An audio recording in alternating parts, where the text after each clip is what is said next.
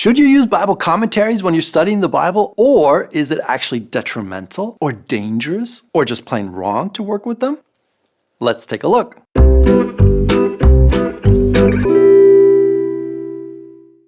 Welcome to Masterpiece. My name is Chris, and in this video, I want to talk about a question I get asked every once in a while, and that is, what do you think about Bible commentaries?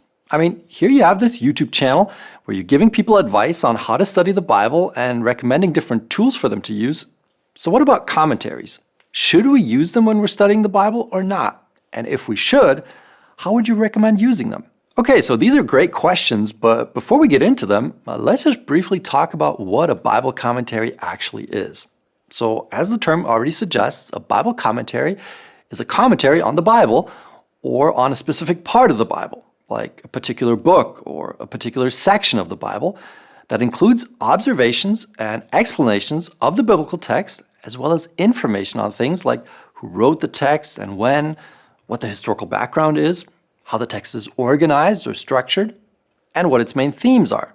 Usually these so-called introductory questions are dealt with first, and then the text is analyzed and explained, either verse by verse or section by section. Most commentaries are written by either theologians or pastors, in other words, by people who have studied theology and who may even have specialized in the particular book or section of the Bible that the commentary is dealing with. All right, so back to our question, should we use Bible commentaries or not? And the answer is, it depends, but generally speaking, I don't think it's wrong to use them. In fact, I believe they can be very helpful if we use them correctly. So how do we do that? Well, here are 4 points that are important to keep in mind. Number 1, remember what's most important. So as I've said before, if we believe that the Bible is not simply a human product, but actually the inspired Word of God, then the one thing we need most in order to understand this book correctly is God's guidance through His Spirit. Sure, commentaries can be helpful, but our number 1 priority when it comes to Bible study should not be to have the best commentaries, but to seek for God's help, because in the end, He's the only one that can really help us to understand what we're reading. That doesn't mean that God can't also use a good commentary to give us a better understanding of the text. He absolutely can. The point is, we should rely on God rather than on a commentary. So before you study the Bible, and even as you're studying it, take time to pray. Ask God to open your eyes, to reveal to you what the text means and how you can apply it to your life. This is hands down the most important thing we can do, and it's crucial that we keep this in mind. Number 2, be selective. So obviously there are a ton of Bible commentaries out there, and unless you're super rich, you probably won't be able to get every single one.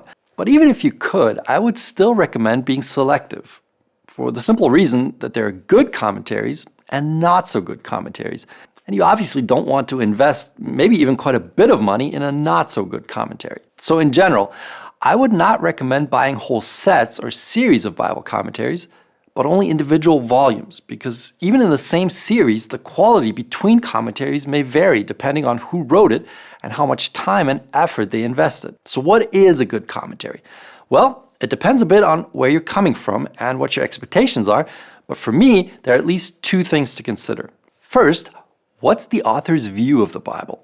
Does he or she believe that this book is the inspired Word of God or not? Is he or she interested in the spiritual message that the Bible seeks to convey? Now maybe you're saying, but don't all of them believe that? And the answer is, not at all.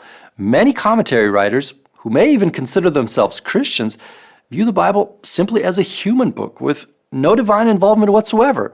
And that obviously has an effect on how they interpret and understand it. So, does that mean that all commentaries that are written by someone who does not view the Bible as God's Word are completely bad, and that we should never get a commentary like that? No, I don't think so. I have commentaries like that myself, and I think there's things we can learn even there, because I've experienced it. But of course, we have to read commentaries like that much more critically. In the same way, even if a commentary is written by someone that views the Bible as inspired, that doesn't necessarily mean that it's a good one. Which means that a second thing to consider is whether the commentary is actually providing significant insights or if it's just restating what's in the text. And unfortunately, I have to say, there are quite a number of commentaries like that are more on the superficial side and that don't really pay attention to important details like keywords or structures or allusions and so forth. But instead, they're just mostly repeating what's in the text in their own words. or they restate what someone else has written in a previous commentary. I don't know about you, but I don't have money to invest in something like that. Now, obviously, everyone's standard is different. Something that might be obvious and boring for me might be super interesting and new to you, but especially if you're interested in going deeper and really seeing the amazing beauty of the Bible, I would encourage you to look for a commentary that will help you do that. And the good thing is that for most commentaries that are offered online, there's a preview that can help you get an impression of what the commentary is like. Number 3, read critically. So like I just said, Bible commentaries are usually written by experts who've spent many years studying the Bible, studying the biblical languages, studying biblical history, etc. But the fact of the matter is, these experts are still humans, and that means they're not infallible. They may or may not be right in what they're saying. So don't just believe everything you read in a commentary. Read commentaries critically, and as best as you can, try to verify whether what they are saying is actually accurate. Are they just making claims without backing them up with proper evidence? Are they reading the biblical text carefully and with an attitude of humility? Try reading some other commentaries on the same text and compare. Talk to other Bible readers about the text you're studying. And of course, ask God to help you discern truth from error. Number 4, don't use them right away. So I know it's super tempting to just go to a commentary whenever you're encountering some problem in the biblical text or you don't understand something. But actually, I would really encourage you to study the text by yourself first. And the reason I say that is because we rob ourselves of the opportunity of discovering things on our own if we always immediately go to the commentary. And there's just nothing that compares to discovering something yourself. And I really believe we need this experience so much because far too many of us are dependent on others for spiritual food and insights, and it's not good for our spiritual health. We need to read and study the Bible for ourselves. So when you're studying the Bible, start out on your own, just you and the text, and maybe a concordance or a Bible dictionary or a Bible software program, and see what you can discover like that. And then once you've done that, go and check some commentaries. For one thing, this could open up some perspectives that you haven't considered yet, but it can also be helpful for determining whether you're on the right track or not. Again, I'm not saying that commentaries are infallible, but there's also a danger in just studying by yourself all the time and never considering what others have said about a text. That's often when we start developing certain pet ideas by interpreting texts incorrectly, and that's just not helpful. So try to find a good balance. Study by yourself, study with others, read what others have said, and most importantly, stay in touch with God. Okay, so those are some of my thoughts on Bible commentaries.